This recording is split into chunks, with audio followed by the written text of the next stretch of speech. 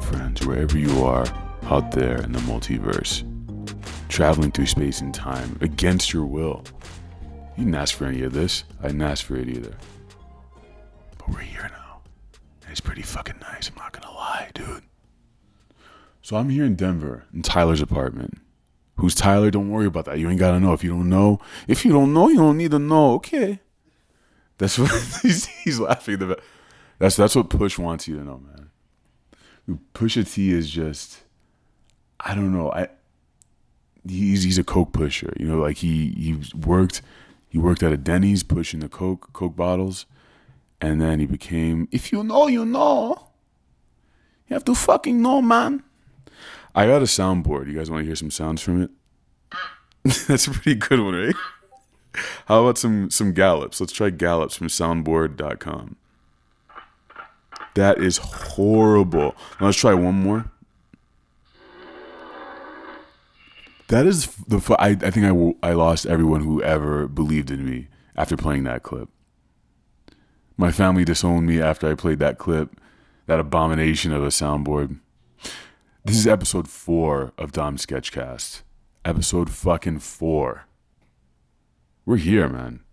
I mean, it's already forming into something very beautiful, you guys. Thank you. Today I have a very special guest, Armani White, which I will be telling you more about in just a few minutes.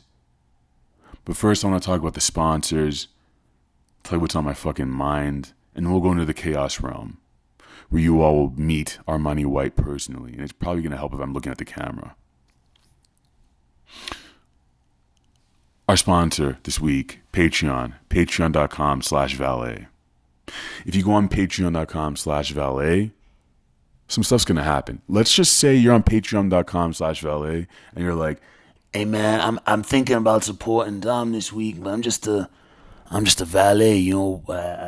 I don't think I got the coin, you know what I'm saying? I'd be like, okay, dude. But if you did subscribe to patreon.com/valet, you know what will be happening? Some coins would be entering my pocket. some coin. That's not the sound effect I want. Oh yeah, that's the coin in my pocket. You hear that?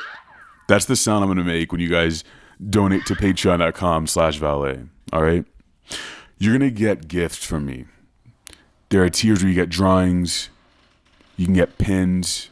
That's original art you'll get from me.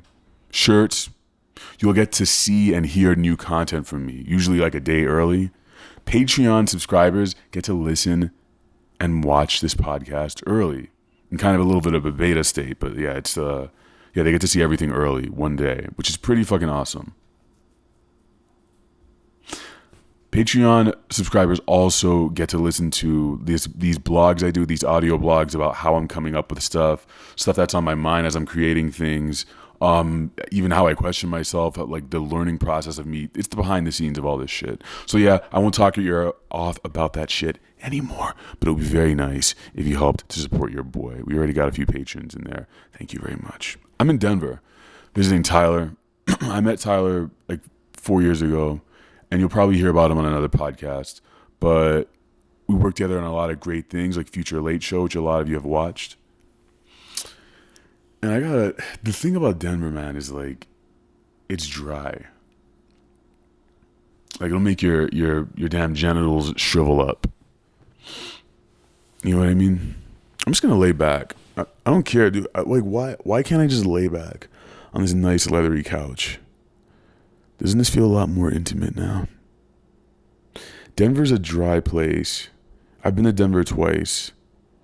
Back when I had an internet girlfriend, who I'll tell you guys about maybe another time in the future, but it's really embarrassing. I've been to Denver twice to meet my internet girlfriend. Denver's where I lost my virginity, y'all. I'm about to make I'm making an announcement right now. Denver is where I lost my virginity. Yeah, I was getting that. You know what I'm saying? In Denver, I was experiencing some in Denver. You feel me? I was getting that in Denver.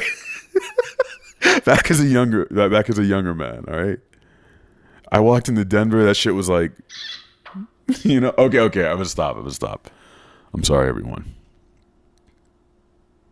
At this point, I'm going to give you guys the optional meditation.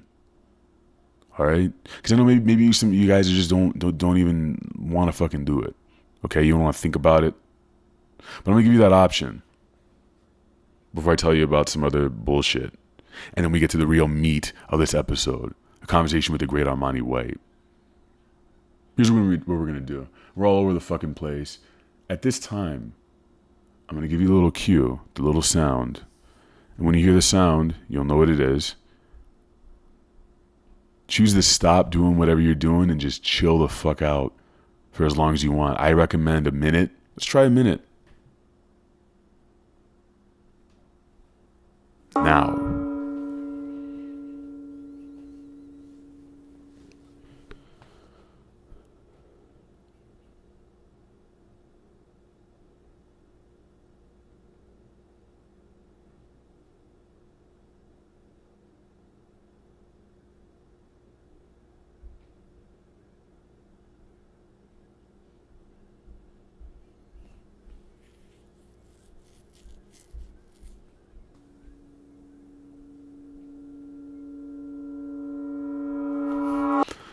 I ended up doing, I think, about a minute. There's something I thought about is like, when this gets bigger, which it inevitably will, and I'm doing sold out tours across the country, you know what I'm going to do?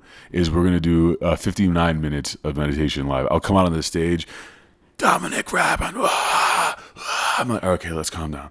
Oh, yeah. Okay, let's meditate. And by the time we're done, I'm like, all right, see y'all later. Woo, woo, and I get that bag, I get that coin. You know what I'm saying? That paper. Denver's a dry place. Like, my skin is poorly exfoliated. It's not even exfoliated right now. Like, I feel anxious. You see my body language? I'm fucking anxious, dude. Some great stuff happened so far on this trip. I'm in day 3 of the trip. I like vacations, sort of. I like vacations because it gives me space and time in my life to really determine what it is that makes me happy, which is, believe it or not, it is working on ideas and stuff and executing on goals that I have, drawing, that sort of stuff. I like feeling active. I don't like a passive vacation where I'm like, although I have been doing a lot of laying around and eating a lot of bad foods and all that stuff, I'm still engaged. You know what I'm saying? What the fuck you talking about, Dom? I don't know, dude. Chill out.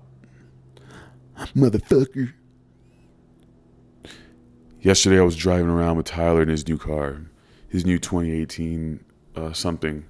That'll remain nameless, okay? We were cruising around in this nice, beautiful car. It's a nice, beautiful car. And we were just... The car smelled so nice. And it was so fresh and new. This car will give you a digital readout on the dashboard. The dashboard's all digital, and it'll tell you what the speed limit is. This shit is cozy as hell. Like, cars are so nice. It's a shame I don't drive them. But we were listening to Ghost Town. It was pretty fun. And I do have complicated thoughts about Kanye, but riding down the highway, listening to Ghost Town, it's just come on, man. When you hear Ghost Town, like, how can you not just think about, like, this, like, Melancholy Triumph. Melancholy Triumph is the name of my first band. My first band, dog. Melancholy Triumph. That's what it feels like. Ghost Town sounds to me like whatever that intro song is in Siamese Dream for Smashing Pumpkins. Roll that shit. Yeah, go listen to that song. Having fun in Colorado, eating a lot of food, meeting people, creative people, my favorite kind of people. My favorite kind of people in the world. Been doing some exciting work. I'm excited to show you guys.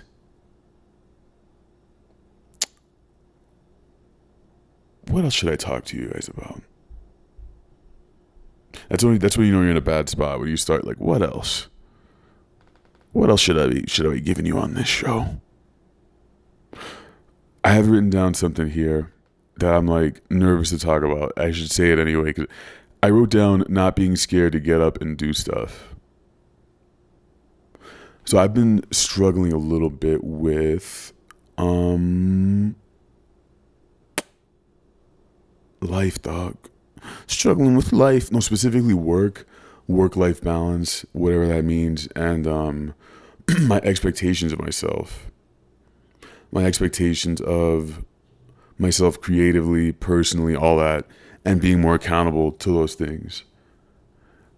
I think that stuff is really important in terms of goal setting. It's been big for me to try to practice more self-confidence and be like, okay, I'm setting a goal, I'm going to accomplish it, and afterwards I'm going to review. But to have goals written down, all that sort of stuff is new to me. But there were a few moments today when like, it's like you just keep getting, like being creative very often is like, if you want to do it as like not a hobby, it's just pushing obstacles out of the way. The voices that are telling you not to do it, to relax. Like, oh, you earned this vacation, man. Just don't do anything. Just stare at a wall. I get really anxious from not doing stuff. Does this mean I should seek professional help? Probably. You know what I'm saying? I'm on my way right now for you listeners. For those of you who can't see me, I'm in a car speeding to the nearest therapist. Skirt. Speaking of self-worth and believing in oneself and working hard to make interesting stuff day in, day out, my guest today is Armani White. Armani White, great musician from Philly. I got turned on to him by one of the valets who showed me a music video for Wonderful. And I think I just watched it and I was like, oh, wow, I mean, come on. Excuse me. I'm like, this guy, come on, dude. He's got that thing. So, yeah, check out Wonderful. And then I'm going to pass it on over to Chaos Dom. He's going to take us into this beautiful interview. The beautiful interview. Hey there, can you introduce yourself for the people? My name is Armani White. I like to do the DJ Clue the like ad lib thing you did where everything echoes like DJ Clue, J Clue, J. Yeah, this is nice. You got your own speaker system. Yeah. So your vocal cords is very nice. Armani White, we're in digital space right now. Okay. We're floating through the ether. You and I have never met. We can't even see each other on webcam right now because my webcam is broken. What I'm gonna do is this. Armani White, you're inside of my home, my digital home. It doesn't have a building yet surrounding it, but I've made you a room. All right. This room inside of my digital home, this digital building, it's got 4 white walls surrounding you. It's a very plain room. It's about the size of an average studio apartment. Okay. 4 white walls. You can put anything inside of this room. Change the color of the walls. You can put a dead Deer Park salesman right in the center of it. You can do anything you want inside this room. Windows, whatever you want. What's inside of your room? Okay, so we're gonna put like one of those. Let's start with a coffee table. No coffees on it though. We'll have a bowl of noodles, top ramen. Cooked or uncooked? Uncooked is just sitting in a bowl. Okay. We're working on that. All right. There's a Brita filter, but we poured Fiji in the Brita filter. Okay, nice. To get the extra minerals out of it. You understand what I'm saying? So, all right. Yes. One wall is red, one wall is baby blue. They kind of offset each other. It's kind of like a blood crip thing going on. So when you stand in the middle, you feel neutral. Okay. We got one couch slightly tilted. It's just kind of like, offset. You know what I'm saying? Offset. Okay, Offset's couch. Woo. You know what I'm saying? It's Offset's couch. And we gotta have like the vintage TV, like the one with the fat ass on it. You know what I'm saying? Okay. We can't the old school. Yeah, we gotta have the one with the booty on it. The booty TV? All right. Yeah, I think I will put a one of those studio panel things that just like kind of suck out sound somewhere, like just maybe two of them to kind of balance out the room, but I wouldn't be recording there. They're just there for like aesthetic pleasures and Yeah, things. just to look like you're about to record some bangers. Yeah, exactly. And you know, so sometimes we're religious, sometimes sometimes we're a little experimental. So I say, we put a cross there, but less of a cross, more like a lowercase t, you know. It's more like the T with the swoop at the bottom. So it's an almost cross. It's a cross, but then it swoops at the bottom, and you're like, oh, that's a What? lowercase T.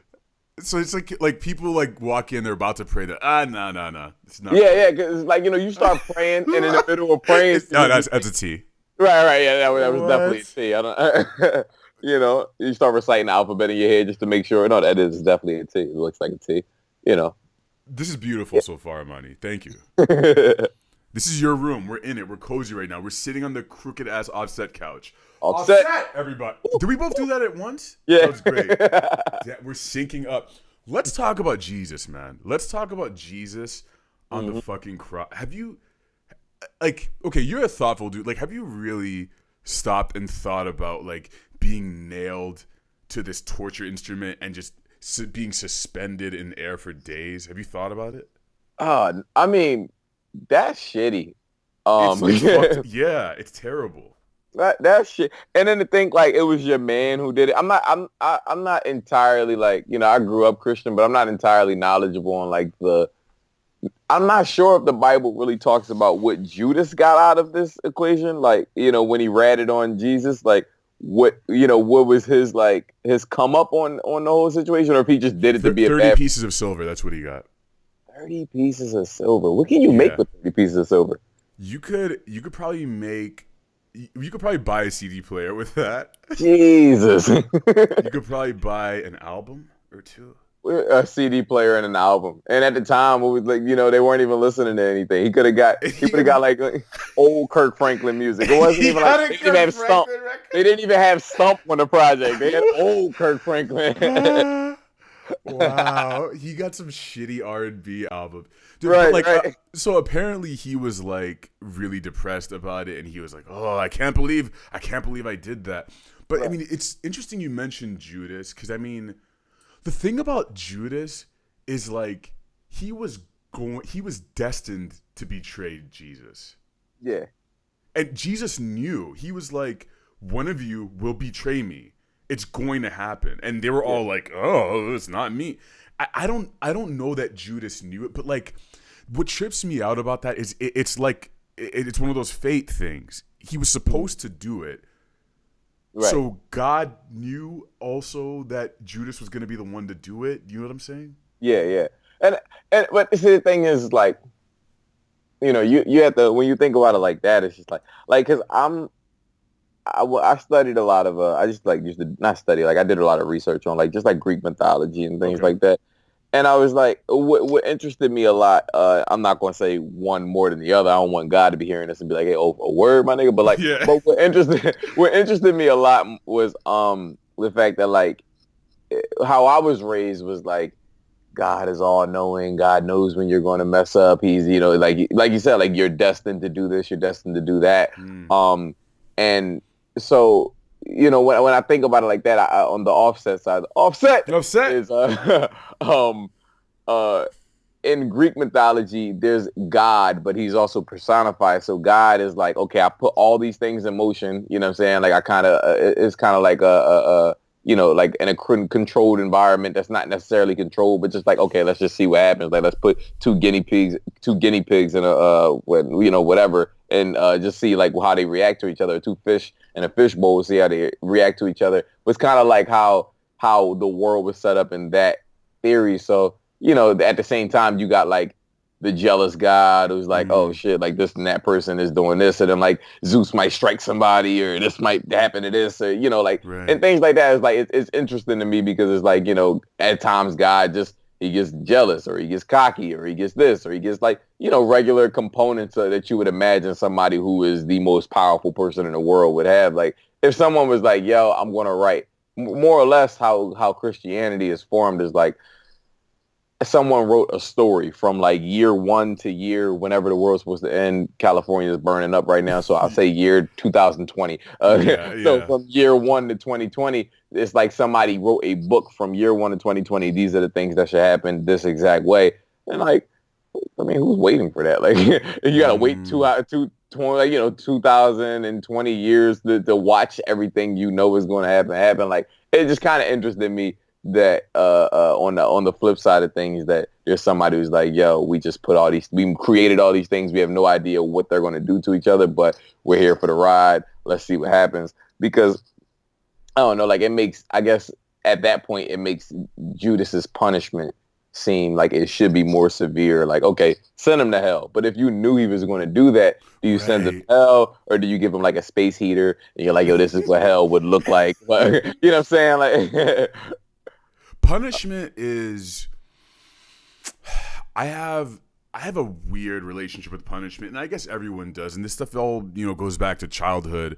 Right. Before I tell you my relationship with punishment and my thoughts on hell and all that stuff, like what was punishment for you like growing up, and like how has that changed for you? Like punishment now. geez, punishment for me was majority of my life. Punishment, we used to, me and my sister, we used to get in trouble all the fucking time. Like, so majority of the times it was like, we would get beat, like, just beat with a belt, like typical black families. Yeah, I was just about to say it's black people shit now. Yeah, right. One time, oh man, my mom turned up on me. She had like 2 belts in her hand and then an extension cord. She did like Coachella on your ass. It was like a whole Yeah. concert. Oh man. Whoa. She had Kendrick performing, and Yeah, Frank right. Ocean came into the set. Like, Yeah. oh my god. Yeah, oh man, I got killed one time. Like, it was a couple times I remember the only door in my house that locked when I was a kid was the bathroom. The only other door was her room, and I wouldn't hide in her room. So I used to anytime we did something wrong, like I remember one time me and my sister was playing around in the kitchen, and I pushed her, and she did one of them Shaq falls where like she fall from like half court all the way to the other side. She did one of those. Yeah, she fell into the wall, put a big ass hole in the wall, and I was like, shit. So she calls my mom. She always, I don't know what her logic was, but she would always call my mom before my mom got home and be like, well, me and Monty was playing. And then my mom just thought, oh, I can't have shit. What y'all do now? And then she's like, well, we was just playing, and Monty started playing too much, and he pushed me, and then I fell into the wall, and there's a hole in the wall, and she's like, I'm going to fuck y'all up when I get home with you. And so what I did was I took all my snacks, all the pretzels, all the applesauce. I took my Game Boy, took my homework. I went in the bathroom. I locked the door. I took an extra pair of batteries, all that shit. I just went in the bathroom, locked the door, and I'm just like, I'm chilling. When my mom came home, she's like, where y'all at? My sister just started crying automatically. gave herself up. So my mom come in there, and then she just start wearing my sister out, I'm chilling in the bathroom. She like, where Monty at? And my sister like, in the bathroom. She come in there banging on the door. I'm like, Mom, I'm taking a number 2. She like, you better hurry up too. She go back in there. She start wearing my sister out more. And I'm like, oh man. Damn. So I was like, I start feeling bad.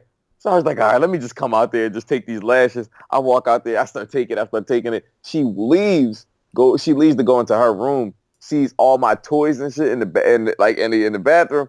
She said, oh, you was camping out. Came right back. I said, damn. Jesus, yeah. Yeah, I used to get. I was like, I don't know. I was the class clown. I was like troublemaker kids. Like I used to always get in trouble. Yeah. Dude, single black mother's rage is like. I mean, I was raised by single black women too, and it was like, honestly, like looking back at it, it's so sad. Like I got those like satanic ass whoopings as well. And looking back at it, I mean, like now we're both old enough to like look back, and it's like. They had so much stress in their life, and it's like, right. I don't want to raise bad kids. I don't want to, like, all the stress of being like, I'm by myself doing this. Like, I just have to, basically, I mean, all this stuff is like pain transfer, right? It's like the pain of like wanting to correct action, but you just do it as quickly as possible.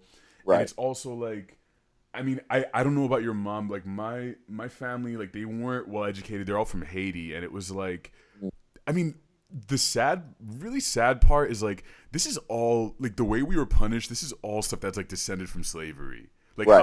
how we were treated generations back. It's Yeah. like actions were corrected by physical punishment, really More. fast, Yeah. brutal, quick, Hmm. like, and then you And didn't do that by shit whipping, again. right? And the weird stuff too is like I don't know if you ever had to do any of these rituals like cutting a switch or anything or like that, like really weird stuff, like, and that stuff is like slavery too, Yeah. like Exactly. Mhm.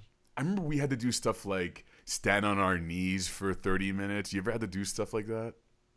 Ooh, stand on your knees for 30 minutes. Yeah, weird shit. Jeez. That's like some ancient Haitian shit, dude. Yeah, yeah, that's oof. Okay, Yeah. stand on your knees. Do you have bad knees now? Yeah, dude, I got arthritis. I'm like pushing myself in a walker right now. Jesus Christ, how we get? Yeah, so punishment now. What is the most punishing thing for you having to deal with, like, as an adult, as an artist? Like, what is a punishing thing for you now? Do you I punish mean, yourself if you do anything wrong? Like, how do you? What's your relationship to that?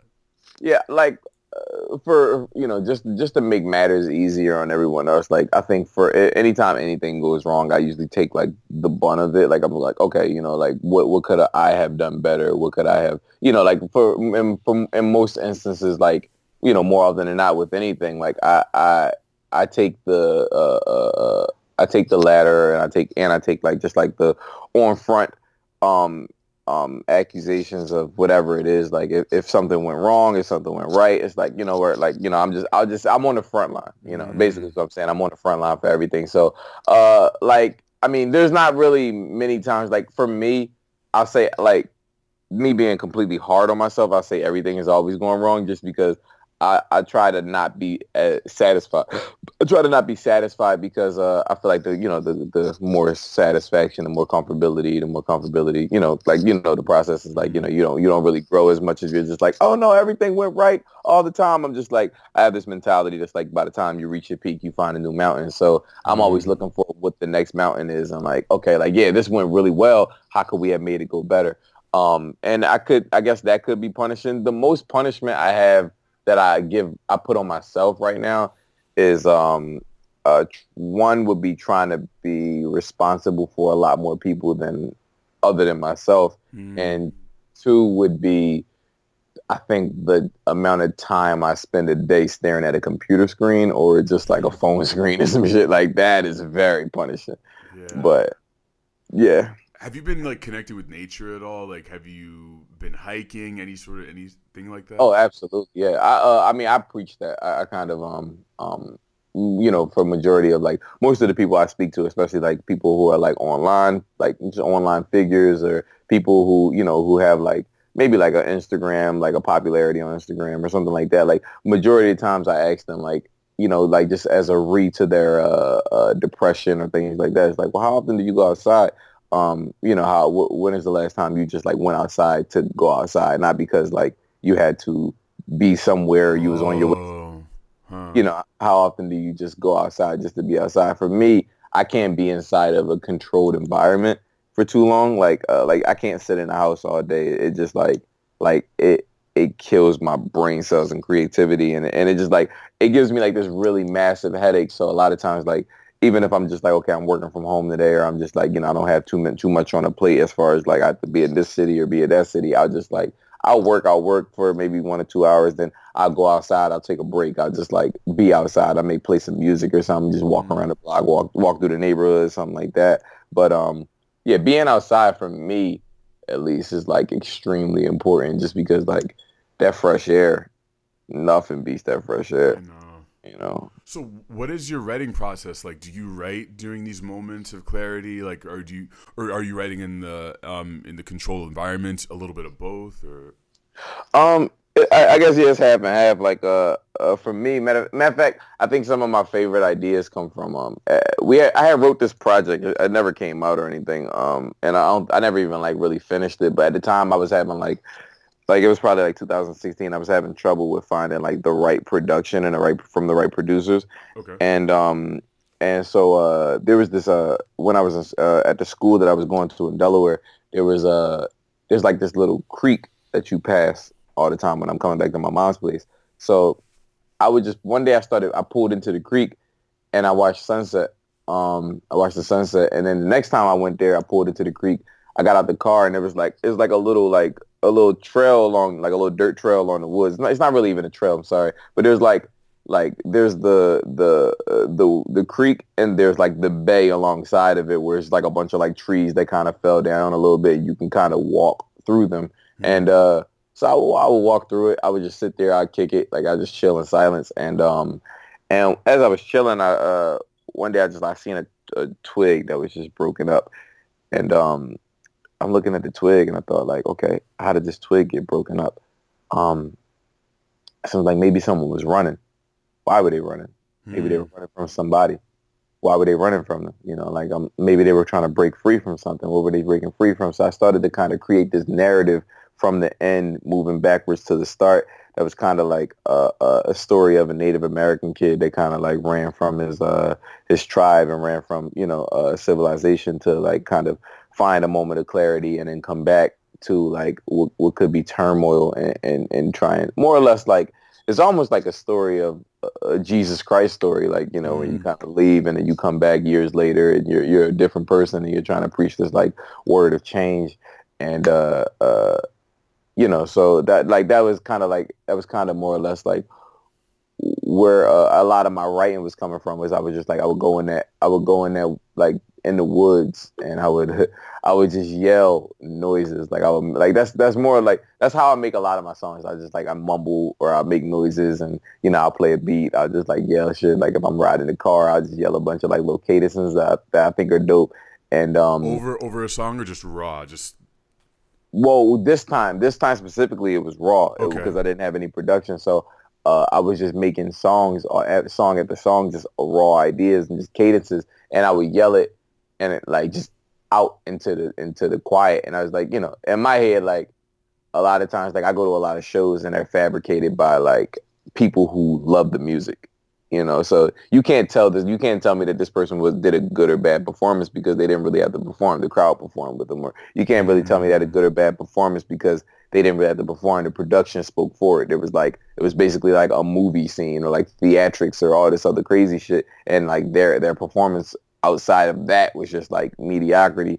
So I would just go out there and I would just yell lyrics because I thought like if it sounded partially good where in a sea of nothing, it could sound great in a sea of people. If it sounded fantastic in a sea of nothing, it would be like a brilliant idea, you know, with a crowd full of people singing the exact same thing. So I would just go out there and be nobody. I'd be just staring into like this like pit of water, like, you know, where you can't really see the end of it, Yeah. and just yelling lyrics. Like I just make all these songs up and you know, just based off of like what my surroundings was or like what energy I took to the creek that day, like what ideas I took to the creek that day, like how my day affected, you know, me landing there and like what I was thinking about, what was boggling my mind, what was like, you know, what were some of the thoughts that I caught myself trying to escape from, that I was like trying to brush past or act like they weren't bothering me or act like they didn't exist. And I would just kind of bring that all to the creek and just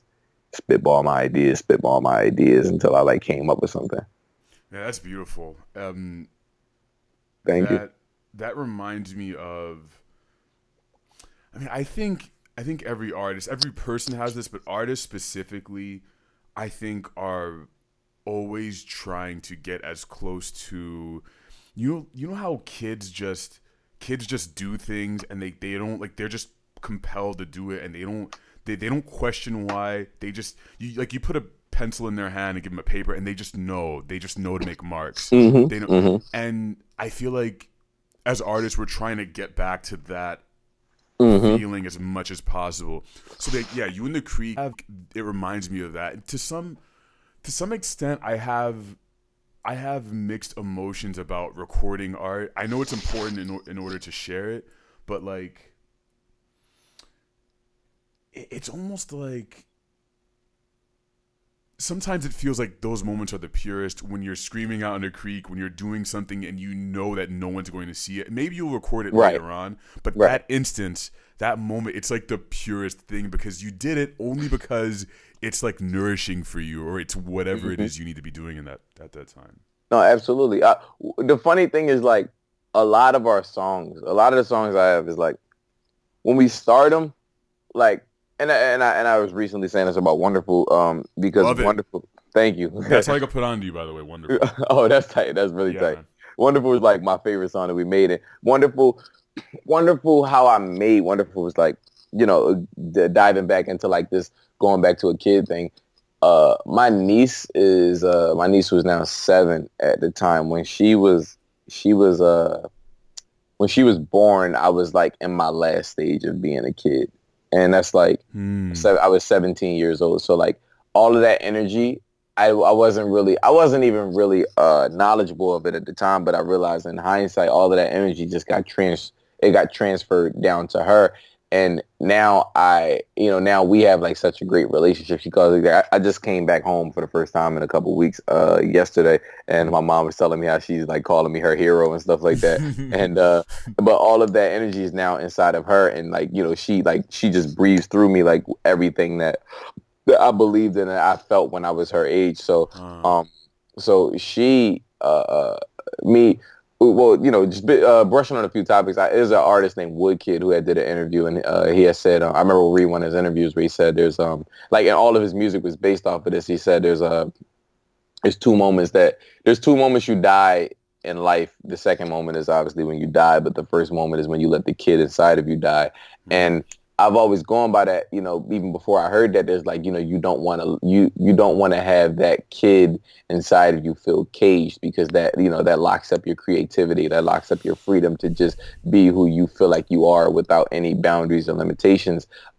Because that's, like you said with the pencil thing, that's literally what kids are. It's just like, it's kind of like to just exist, and like, to roam until you find whatever your answer may be.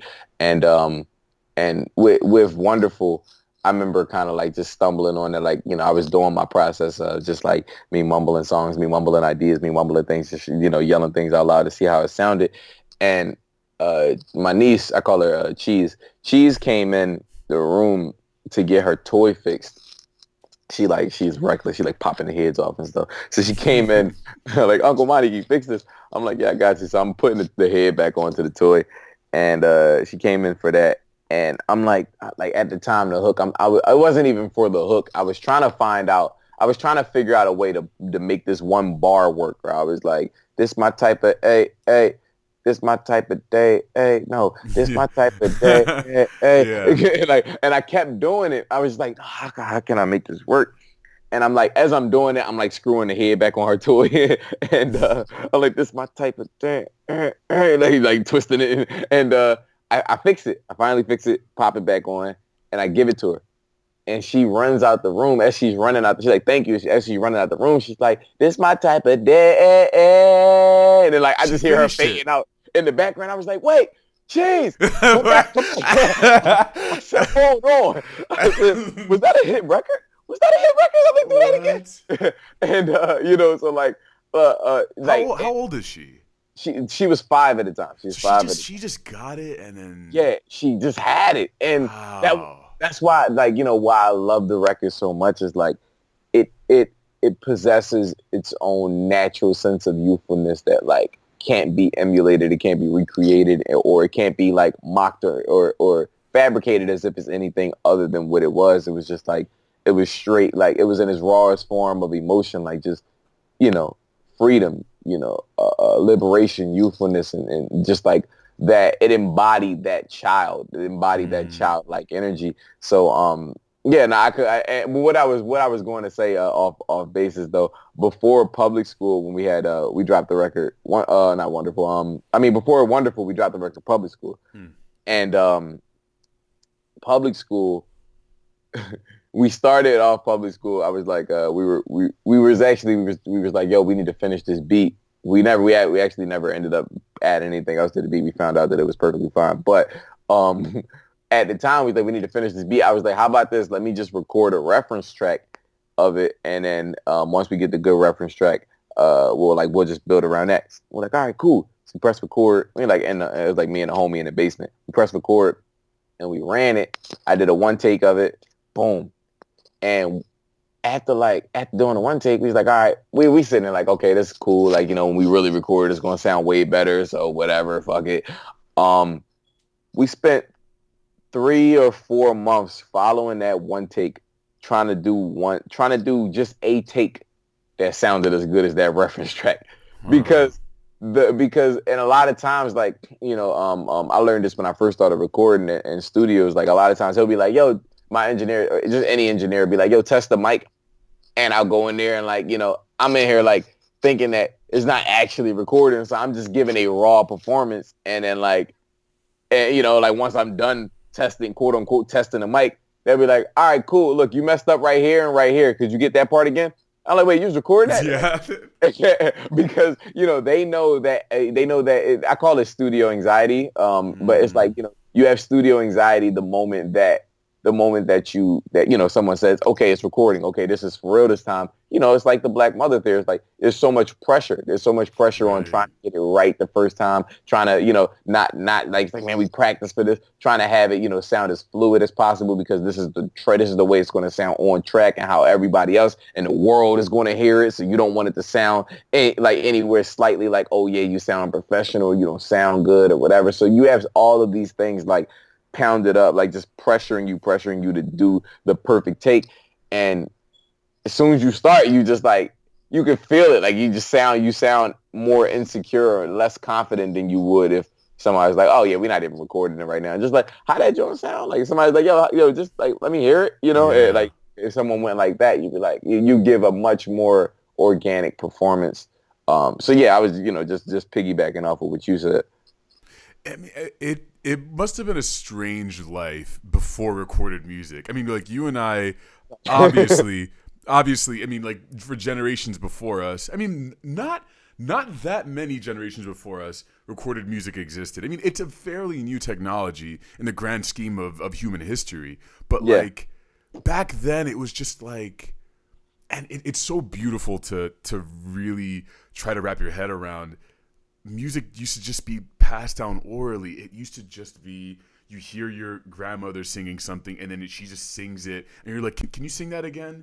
And she's like, you hear it in her cadence. So every musical instrument, like every recording, I mean, obviously these aren't recordings, but every song was passed through these throats and ears that were all different. You know what I mean? Yeah. Mm-hmm. But I mean, that's like the like James Brown has like 30 albums that have all the same song, but it's just like, from different, same song, it's from different shows and shit like that. I'll tell you one story I heard about anxiety from this Quincy Jones documentary, which you should definitely watch. It's amazing. Legendary producer Quincy, but he was talking about Michael Jackson in studio, and I love how this dude will just be casually talking about how they made Thriller. Like, what the fuck? He's just like, yeah, and we went to make. I'm like, no, you can't just say that. Oh, we made Thriller. And he was like, oh, Michael would just hide behind a couch before recording and sing to himself because he was too shy. Weirdo. But that's what made me think of when you were talking about the studio jitters. But like, even Michael Jackson apparently was behind couches singing. So people I don't know if you've ever done that. No, I never hid behind a couch. I never hid behind a couch. I can say though, I'm never. I always have. I guess like I'm a bit more confident than most people who are like, who are artists, because I hear a lot about just like insecurities and like anxiety of just like, being an artist. But I'm a bit more confident, I believe. But I think the moment I just believe in myself a lot when I write out my ideas and when I write out what I want to do. So like if we're at like, say we're at in a like a parallel world, I'm a battle rapper, and we're at like a rap battle, I'm that confident in whatever I'm about to bring to the table that, like I'm not even thinking about what you're saying. I'm just like, yo, when my round come up, oh my God, you know what I'm saying? So, but the only time I can say like I'm a bit nervous. I get like jitters, or like anxious, whatever. Um, I can give you a perfect example. We I did Made in America. I have a friend he's like a brother to me, but he's been in jail for the past 10 years. Like he had went in jail when we were kids. He came home. He went from 2009 to 2014, Oof. and came home and like and it was a wrong place, wrong time kind of incident. Oh, It's like he just happened to be in an area where something went down, and they picked him up for it, and they told him if he had fought the case, then like if he fought the case and he lost, he would get an automatic 10 to 20, and he's like he didn't even have the money for a lawyer, so he's like he's finally like we're finally like reunited, like we kick it all the time. It's like he's literally like a brother to me, and we've always kept in touch, but and you can see it in the wonderful video. Like during that I came a long way part. That's who I was picking up from jail. oh wow. And and that was like our first time seeing each other in years. So Yeah. like it was like a really big moment for me. But we had that weekend. It was like we played Made in America one day. The next day he came home, and then the day after that I had to fly out to LA to shoot the BET Awards cipher, and and there was so much pressure because like they were kind of like if you do good you can get. It was like they enlisted me for like the digital cipher, quote unquote, which is like the one that appears online and not on the actual show. Right. But they were like, if you do good, then you can we'll take you out of the digital cipher and then we'll put you into the actual cipher, which we know you'll do good. So all you have to do is just go out there and prove them right, or prove us right. So I was like, oh, okay, word. For whatever reason, like man, I have so many raps. I got so many rap books. I got so many like pages and like iPhone notes of like random raps that I never use. For whatever reason, I was like, nah, man, I want to come correct. I want to do something new. So I wrote this whole rap, and I had no time to remember it. I had wrote it like on the plane ride into LA, had no time to remember it. So the entire time that I got there maybe like I want to say like 11, 12 at night. I got to LA. They were shooting at 8 the next morning. I spent the whole night trying to remember it. Still didn't have it. Like did not have it at all. And so by the time we get to the thing, like by the time we get there, I remember it, but I can't remember it in order. So like the whole time I'm fucking up. And I'm not only fucking up because like I don't remember it, I'm fucking up because I'm thinking about all this on the line. I'm like, man, every time I fuck up, I think about the fact that I just fucked up, and I'm like, man, no, you should have said this is the lyric you were supposed to say. So then on the next lyric, I think of the lyric I should have said back there. It was horrible. It was really bad. And I mean, like how it came together is cool. Like the final cut, like they edited it to where as though it looks cool, but man, the process of it was trash. It was super bad. I'm crazy. Yeah, that sounds horrible. Like, what were your takeaways from that? Like, basically, how will you not make that happen again? Like, well, I mean, like, I think the main thing, like, I ran into my homie Sean when we was there, and we both kind of came up on some like on the same wave, but like just freestyle rapping kind of thing. So, like, we're both from Philly, so like it's like Philly's like a hotbed for that. And when I seen him, I was telling him like how I had just messed up because we were supposed to be in the same cipher. And he goes, why didn't you just spit something you already knew? And I was just like, nah. Like, and he was like, yeah, bro, I'm just spitting something I already got. And I'm just sitting here like, and it hurt so bad hearing it. I was just like, why? You thought you had to make a new one. Yeah, exactly. I was like, man, this BET, I got to come correct. I've been waiting all my life for the BET cycle since to the Hip Hop Awards started. I got to do it big. Like, like, because every time the Hip Hop Awards come, like, there's always somebody who starts bringing up current events and, like, it's like talking about I have no idea what went on in 2010, but like whatever happened in 2010, somebody like says it, and you're like, oh shit, that happened a week ago. That's exciting. I was thinking about it like that, like the same way when this year when Vic Mensa dropped that line about Extacion. Yeah. And and everybody was like, oh shit, like whatever. Like I was like, I'm like, man, I gotta say some shit that's like going on, current events, Colin Kaepernick, I don't know, whatever. Okay, okay. And that was why I didn't like just take anything old, because I was like, I have a bunch of stuff that's old, but like all it does is like it just shows I'm a really good rapper. It doesn't really like it's not really something tangible that somebody can latch onto and be like, oh word, like. You know what I'm saying? I don't know. I was obviously just overthinking it and trying to make it way too big, and I overshot and just missed completely. Damn,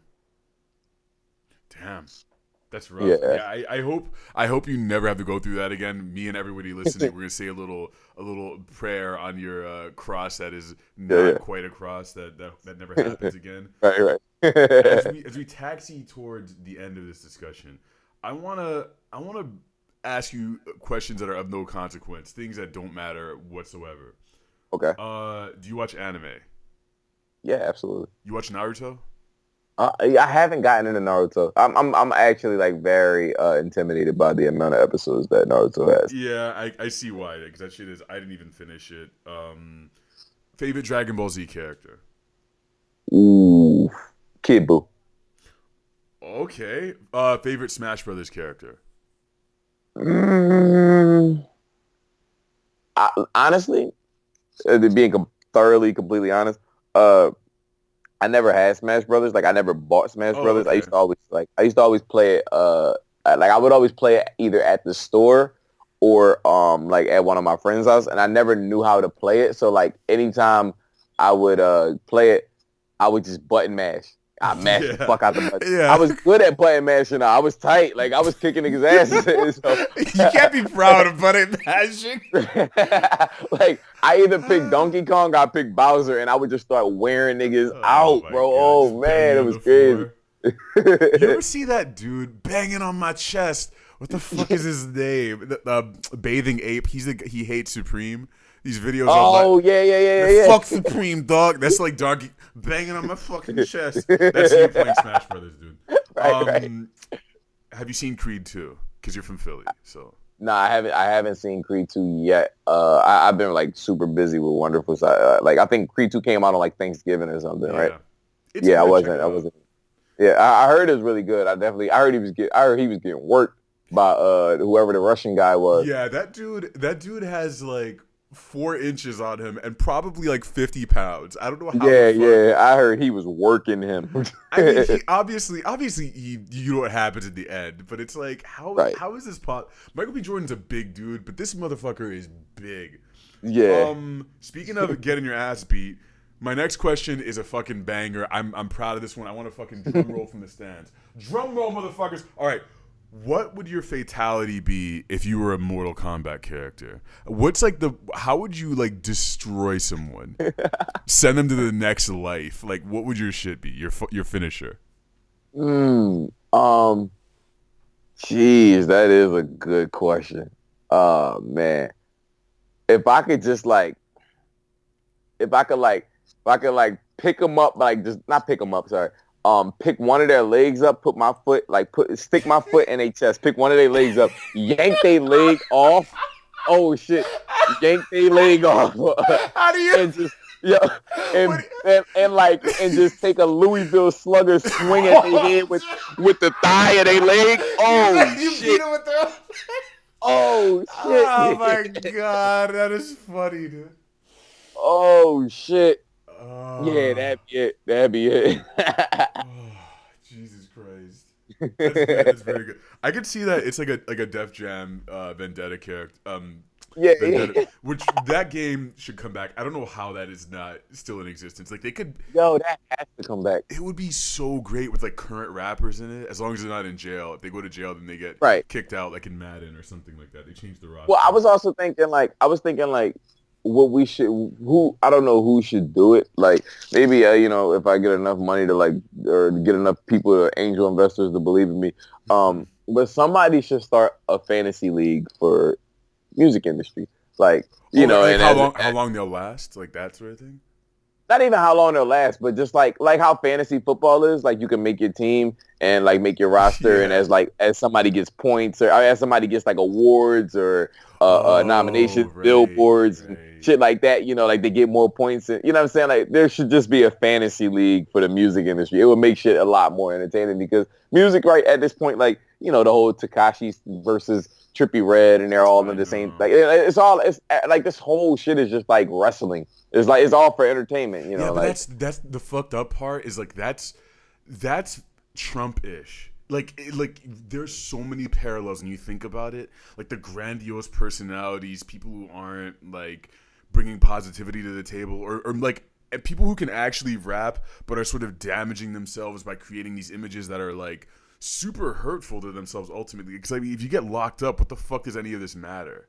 right, yeah. Why are we doing this shit?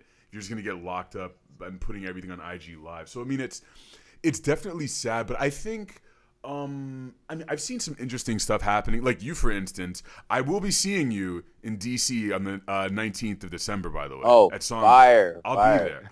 there. And I responded to your tweet, and then you DM'd me. Oh, I'll send you a playlist, blah, blah, blah. That shit is amazing what you're doing, and you got to keep that up. Like, that direct connection with your fans, that will make you worth so much. People are going to feel it because Absolutely. I've never seen anything like that before. And that's the stuff that matters, and I think it still matters. I mean, obviously you're a great musician. You're putting out great stuff. Love the wonderful video. Thank I you. just it connected, and I was like, first time I heard it, I was like, yeah, this is it. This is great. But yeah, Thank you so much.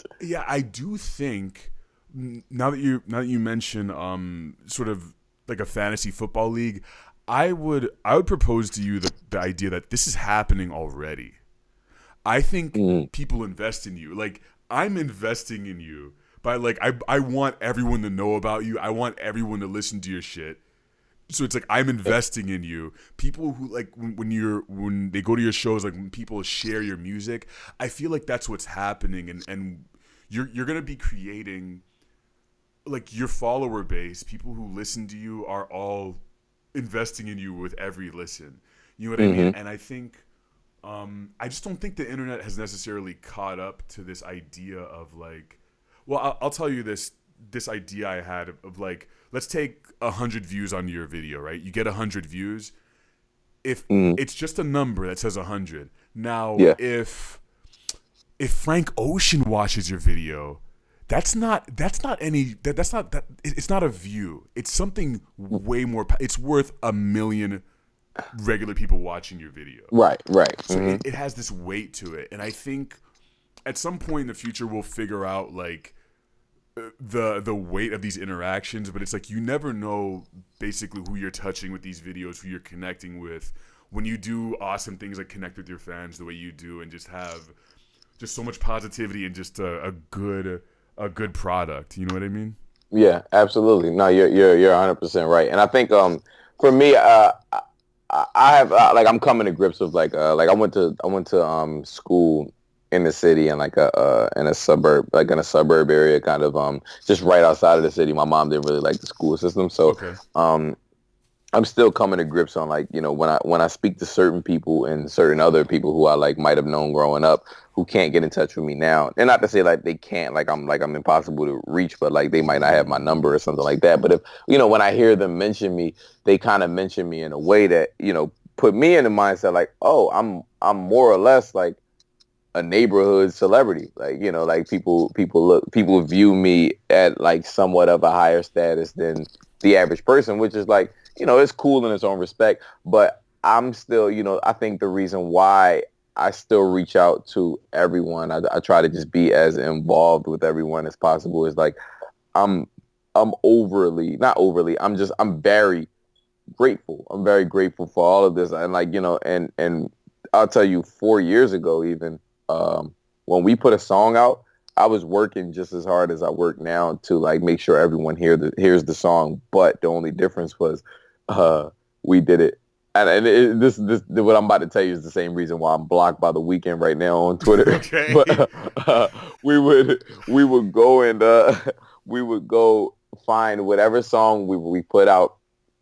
I'll give you a prime example. Is we had a song called "The Knowing 2," which was a sample of "The Knowing" by the Weeknd, and we wanted the Weeknd's audience to like it.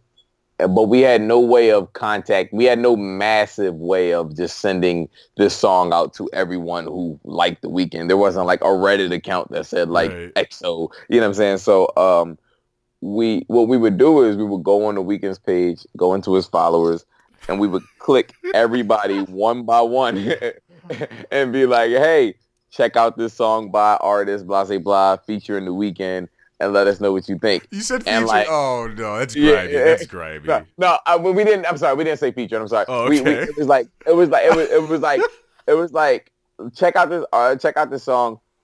It might if it, I'm not sure if it says sample in the Weeknd, but it mentioned the Weeknd one time in the message, and it said it's somehow like it was in 140 characters. So it was like, if you like this song, can you tag the Weeknd and tell him to listen to it? And so then like we would get a reaction, then we'd be like, oh dope, thanks, I'm glad you like it. Can you subscribe to our channel? They'd be like, yeah. And then like, and then we'd be like, oh man, like, we'll let you know what's going on next. And they'd be like, all right, cool. And then like all of my likes on Twitter was just like a bunch of people who was like, I really like this song, and I'd be like, oh, should I hit you up when the next one drops, et cetera, going forward. And I'm just so accustomed to and used to that. Like I was doing that for probably 2 years straight. And that was like how I got like a lot of my followers on Twitter. I was just doing that for 2 years straight, to whereas though now it doesn't mean anything for me to reach out to people. I have like this separate number that's just like, it's just for my fans, and like I send out messages anytime something drops, and anytime somebody responds to me, hit them right back. And and a lot of them all say like yo, I never think it's you. I think like there's somebody else. Or I think this is like an automated machine. I'm like, nah, like this is, you're speaking to the person, to the guy, because I like I'd much rather you be able to say like, because I'm taking advantage of the fact that, given all things considered, like if everything goes well, I won't be able to do this as much within like the next year or so. So I'm taking advantage of the fact that I do have the time the spare time to be involved with and be in touch with everybody. And that's the reason why I'm able to sell tickets, or the reason why I'm able to sell clothes or sell music or whatever. And it's not just like, there's much more. You have to, I think in today's world, you have to find a way to be tangible in the music industry, because the fact that so many albums drop a day, a week, where it's literally you pressing stream and then going, oh word, this is dope. Well, what's the next one that came out? And it's like, shit, once I get out the car, I'm gonna forget about all of these albums. You know what I mean? And maybe one of them is sticking in my head. It's literally like, okay, like if somebody, it doesn't take much for me to reach back to the person who puts up on their Instagram story like a screenshot of my song, or who rides down the street listening to my song. It doesn't take much for me to shout back. Like I think a lot of people put much more. It's the same way people put emphasis on the one negative comment. I think a lot of people put emphasis on the Frank Ocean who watched the video instead of the other 100 people who watched the video. Interesting. Countering my argument. Everybody matters. Everyone matters. Dude, I will trade every viewer of this podcast for one Frank Ocean view. I'm kidding. I don't. That's the thing, is I don't know if I'm joking or not. I'm joking. Okay, everyone mad. Everyone's fucking unsubscribing from me right now. I'm kidding, everybody. Yeah. Yeah. Before the all lives matter, real quick. Yeah.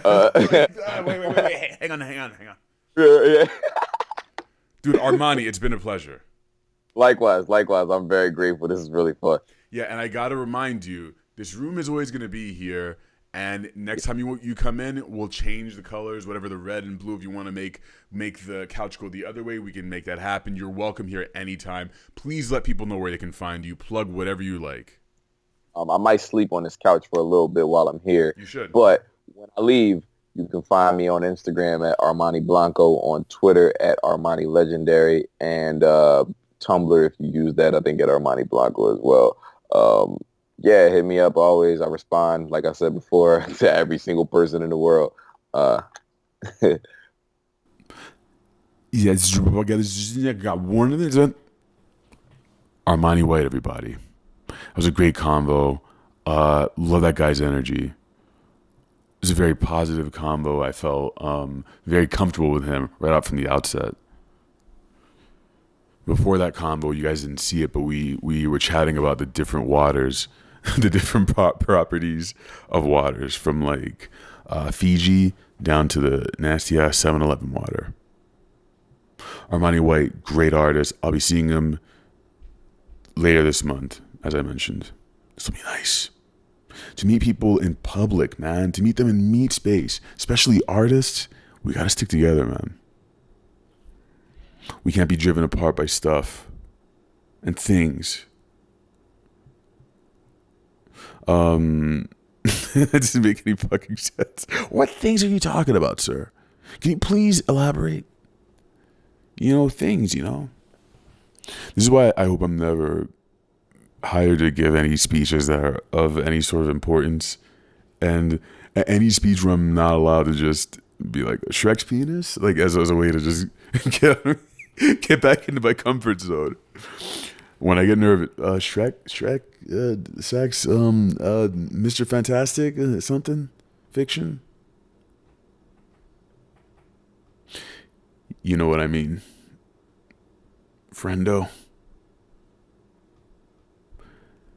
I say friendo a lot. And I guess it used to be, maybe it was ironic at some point, maybe it was a joke. It was a figment of my mind.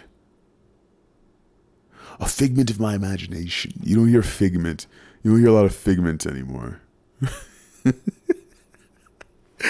Where are all the figments? Can't be a figment of reality, right? Even though that would be like a really good Creed album title. To be a figment of one's own reality. It's Q&A time. Every week we answer questions. This week we have a couple cool questions about cool stuff. If you want to submit in your questions, submit them to ask@domrapper.com. My throat's dry, son. Ask@domrapper.com or use the hashtag AskDSC on IG or Twitter. And I'll answer your questions.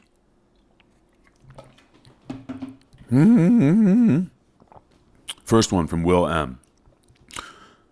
Hey Dom, what do you think is the strangest mode of transportation? Well, you got to define strange, right? If you're going to answer that question. Strangest mode. I mean, you know what? It's got to be anything having to do with the ocean. Like, for as much as we've been able to cruise around the cosmos at this point and understand it, it's like not many people, like James Cameron went down to the ocean. No one else. Like, James Cameron probably found a damn civilization down there. And we're just sitting there like, he's just a guy. No, he's not just some dude, okay? James Cameron has the answers, man. He saw the damn squids down there. And playing hopscotch and shit, man. I saw it in my brain. And damn squids playing hopscotch. Submarine. Think about that shit. In a damn submarine at the bottom of the ocean. Your fucking nuts are crushed against your chest somehow. You're in a damn submarine looking out. Go. And you're just like, what the fuck am I doing down here? You gotta have that moment. You're in a damn submarine. And you see just an eyeball in the corner. Ghosts and shit down there. You see like slave ships floating by, being dragged by these spirits. And you're just like, oh man. Why the fuck did I do this? A second answer to that question, anybody, like climbing. These guys who just climb stuff. That's a form of transportation, right? Anyway, yeah, thank you for the question, Will. Next question from none other than Anthony Fantano, who asks, is your deep golden gift of a voice proof of God's existence? I don't know, man. Do I just wake up in the middle of the night and go, I got that voice though. I got that stuff. You know what I mean? Yeah, I do that every once in a while. You know? I'm old enough to know now that my voice is an asset and it's not something I should hide from. It really, really is something I shouldn't hide from because I can't draw that well. I'm never gonna be James Jean, you know, but it was like if maybe talking and broadcasting plus drawing plus like shitty drawings will make me like trunk. I'm just using anything I can to my advantage. You got to use what you got, man. For instance, all right, Hawkeye, all he has is like 20 arrows, and he uses that shit. Once he runs out of them, he's kind of shit out of luck, and he just leaves the battle. But like that's what my voice is like. My voice is like Hawkeye's 20 arrows, and I'm just kyunk, kyunk right at the enemy, kyunk. with them cyber arrows.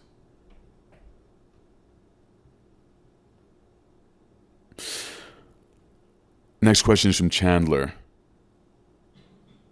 Chandler asks, have you ever had a dream where you were being chased around an office complex by a water-filled SpongeBob ridden by Patrick Star, and they were propelling themselves by shooting water out of SpongeBob's mouth? I think everyone's had one.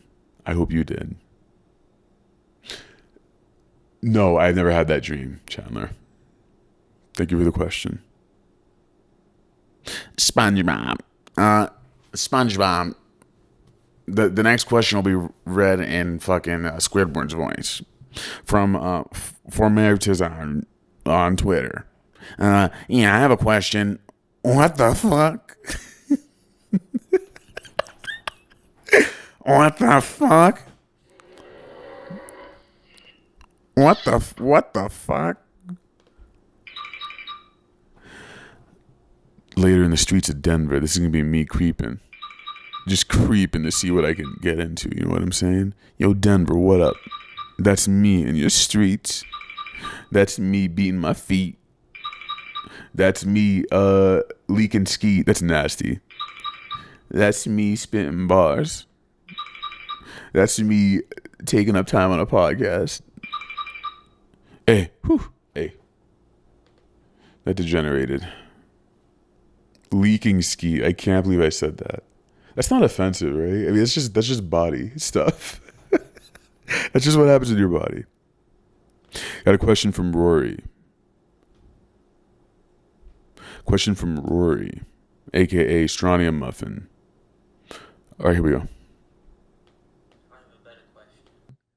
If Kirby sucked you up and swallowed you and vored you and got your abilities, what abilities would they be? What would Kirby do?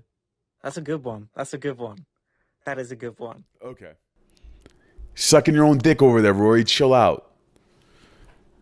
He'll pat himself on the back for the question. You know what's very weird, Rory? I was having this conversation last night with Tyler. We were sitting there in the car driving, and I think I was listening to like stargazing or something, and I was like, I feel like Kirby listening to this shit, man. I started doing like jokes about Kirby like threatening to steal people's women from them and their spouses. No, not just women, their spouse. Like, I don't care who it is. If Kirby wants your spouse, he's like, hey, yo, you know what I'm gonna do? I'm gonna suck her up, and then gloop, and you never see her again. Kirby as an MC. Yeah, so I was just thinking about Kirby last night. This is very timely. If Kirby sucked me up, I don't like the verb vor. We will not use that verb on Dom Sketchcast. If Kirby sucked me up, that's a new show on CNN. If Kirby sucked me up, Kirby sucked me. Kirby sucked me up and took my powers away. It's gonna be like a CNN expose. He would definitely get some kind. His voice would get deeper, so he wouldn't be like, yeah. He'd be like, it's me, Kirby. He'd get the voice. He would also get a very aggressive not illness, but sort of issue when every time he tries to do something creative, there are a million other things like pulling him away from the projects that he should be doing, which leads him into like he's like, oh, which project should I, which star should I shoot out? That's what he's gonna turn into. That all right, yeah, okay, all right. Is that it? Yes, that's it. Oh man, I feel nice right now. I feel good. I hope you guys feel good out there. Don't forget, if you have questions, ask at donrabbin.com, #AskDSC. Yeah. Okay, yeah. Very good. Very nice. I want to once again thank my guest, Armani White, for that beautiful conversation that just, it was nourishing. It felt good. Like a good, nourishing combo with a creative artist. You guys know where to find Armani White. His information's down there in the show notes. You're down there in the comments, talking about life, talking about whatever the fuck you want, man. Ask me a dumbass question. Thank you for the support. Don't forget, patreon.com/valet to support your boy. That's about all I got today. Hope to see you guys at the next fucking thing. Feeling low, just remember your name. They just